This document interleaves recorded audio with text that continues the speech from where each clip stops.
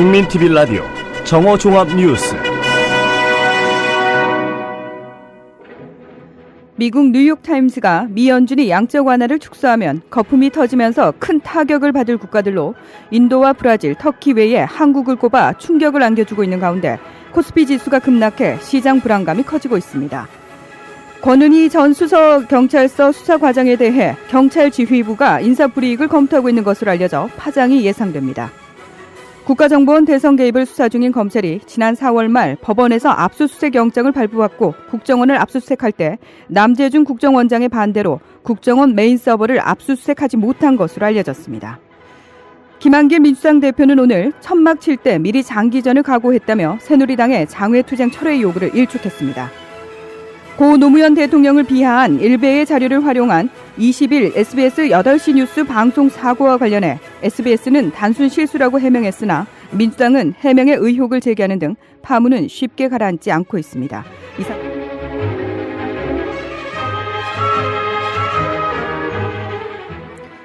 8월 22일 목요일 국민TV 라디오 정오종합뉴스 첫 소식입니다. 미국 뉴욕타임스가 미 연준이 양적 완화를 축소하면 거품이 터지면서 큰 타격을 받을 국가들로 인도와 브라질, 터키 외에 한국을 꼽아 충격을 안겨주고 있는 가운데 코스피 지수가 급락해 시장 불안감이 커지고 있습니다.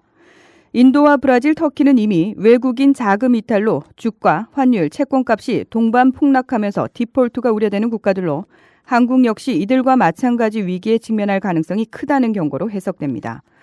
한편 코스피는 지금 이 시각 현재 어제보다 20.38포인트 떨어진 1847.08을 나타내고 있습니다. 미국 중앙은행인 연방준비제도가 올해 안에 양적 완화를 축소하겠다고 사실상 결정했다는 소식에 투자 심리가 흔들리는 모습입니다. 또 인도와 인도네시아 등 아시아 신흥 국가들의 금융위기 우려도 악영향을 주고 있습니다. 한편 미국의 양적 완화 축소 방침이 다시 확인되며 서울 외환시장에서는 달러 매수세가 우위를 나타내고 있습니다. 미국 달러화에 대한 원화 환율은 어제보다 4원 60전 오른 1122원에 개장했습니다. 권은희 전 서울수서경찰서 수사과장에 대해 경찰 지휘부가 인사불이익을 검토하고 있는 것으로 알려져 파장이 예상됩니다. 연합뉴스는 권은희 전 과장의 일부 청문회 발언에 대해 경찰 지휘부에선 공무원으로서 부적절했다고 평가하고 있다며 일각에선 그동안 경찰 지휘부가 문제 경찰관에 대해선 법원의 최종 판결 전이라도 신속한 인사 조치를 해왔다는 점에 비춰볼 때 권 전 과장에 대한 조기 인사 가능성도 제기하고 있다고 보도했습니다. 1심에서 김용판 전 청장이 유죄 선고를 받는다면 권 전 과장에게 인사상 불이익을 줄 명분은 없어지게 됩니다. 그러나 1심에서 김 전 청장에게 무죄가 선고된다면 권 전 과장에 대한 인사 조치를 검토할 수 있는 것으로 알려졌습니다. 국가정보원 대선 개입을 수사 중인 검찰이 지난 4월 말 법원에서 압수수색 영장을 발부받고 국정원을 압수수색할 때 남재준 국정원장의 반대로 국정원 메인 서버를 압수수색하지 못한 것으로 알려졌습니다. CBS 보도에 따르면 법원으로부터 압수수색 영장을 발부받은 검찰이 수사팀 25명을 국정원으로 보내 남재준 국정원장에게 제시했지만 남 원장은 공무상 비밀에 관한 것이라며 압수수색을 거부한 것으로 알려졌습니다. 국정원의 메인 서버에는 국정원 직원들이 생산하는 문서와 책임자들의 각종 지시사항들이 모두 보관되어 있는 것으로 알려져 있습니다. 국정원은 국정원장이 압수수색을 거부할 수 있는 형사소송법을 이유로 내세운 것으로 전해졌으나 민주사회를 위한 변호사 모임 소속의 박주민 변호사는 해당 법 조항은 국가의 중대한 이익을 해할 경우에만 예외적으로 압수수색을 거부할 수 있다는 의미라며 국정원의 거부가 부당하다고 밝혔습니다.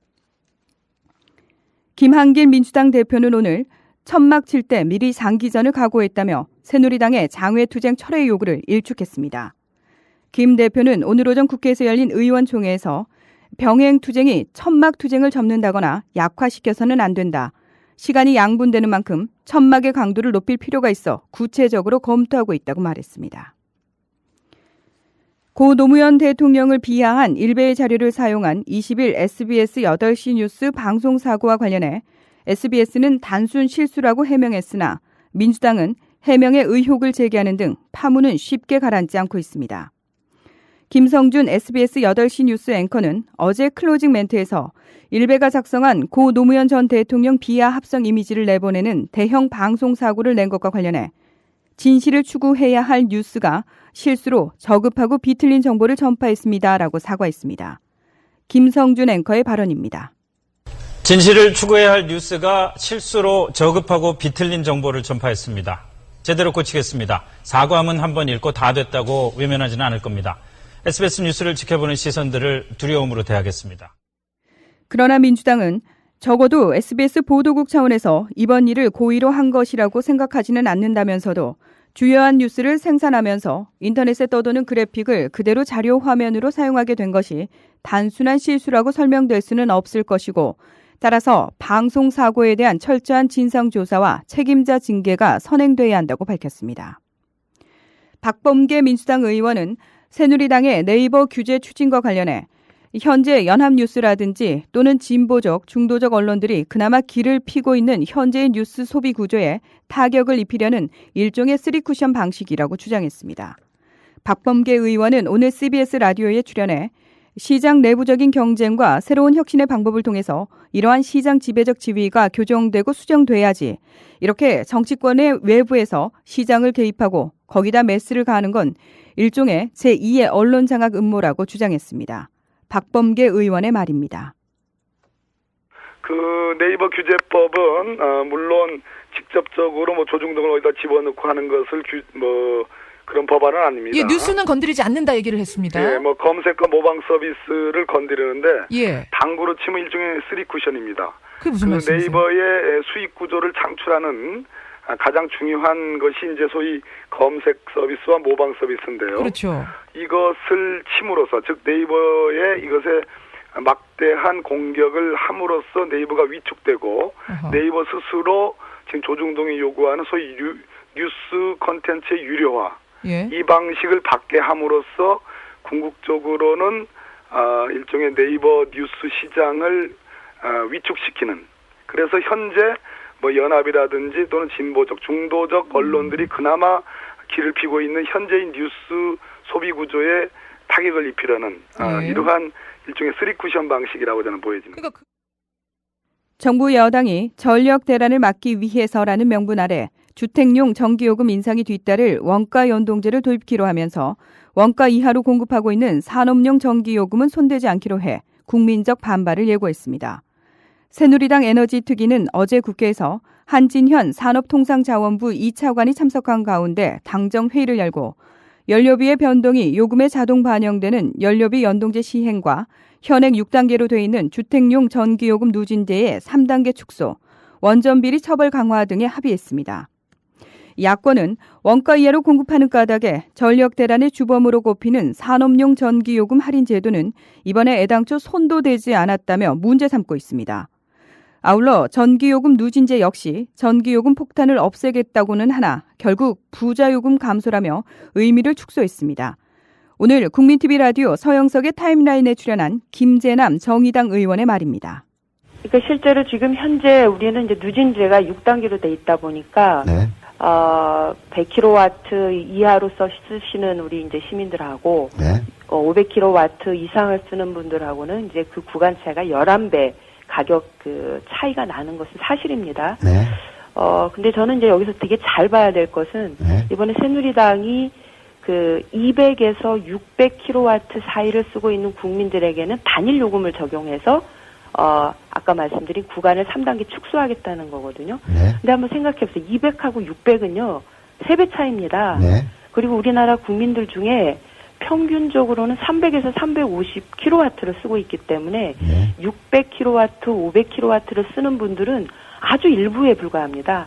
실제로 600kW를 쓰는 분들은 1, 2%밖에 안 되기 때문에 그걸 단일 요금을 적용하면 실제 효과를 많이 보는 분들은 500, 600 그야말로 부유층들이죠. 진실을 호도하지 않고 논점을 이탈하지 않는 공정 뉴스. 국민TV 라디오 뉴스의 꿈입니다. 지금은 정오 종합뉴스와 함께하고 계십니다. 국민TV 라디오 논평입니다. 오늘은 유령특위 심재철 위원장 활동비 반납하라는 주제로 본방송 조상훈 국장의 논평이 이어지겠습니다. 새누리당 심재철 의원이 12개월째 세비 외에 월 600만 원이 넘는 돈을 국회 사무처로부터 받아온 것으로 확인됐습니다. 한겨레가 오늘자 신문 3면에 보도한 내용입니다. 심재철 의원이 받아온 돈의 명목은 이렇습니다. 활동도 하지 않고 있는 국무총리실 민간인 불법 사찰 의혹 사건에 대한 국정조사 특위 위원장 활동비라고 합니다. 여야는 지난해 6월 국무총리실 민간인 불법 사찰 의혹 사건에 대한 국정조사에 합의했습니다. 특위는 지난해 8월 전체 회의에서 새누리당 심재철 의원을 위원장으로 권성동 새누리당 의원과 민주당 박범계 의원을 여야 간사로 선임했습니다. 그러나 그 후 조사 범위 등에 대한 여야 간 입장 차이를 좁히지 못해 지금까지 한 차례도 회의를 열지 못했습니다.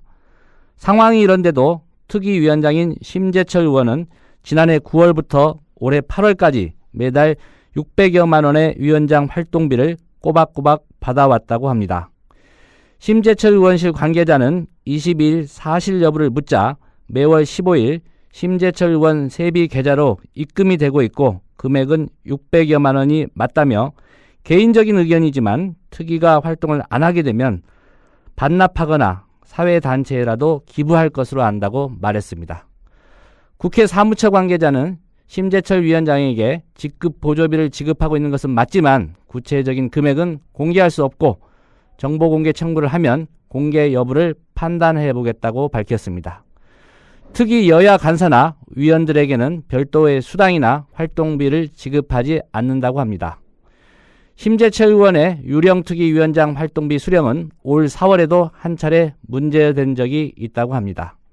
그럼에도 심재철 의원은 활동비를 계속 수령해 온 것입니다.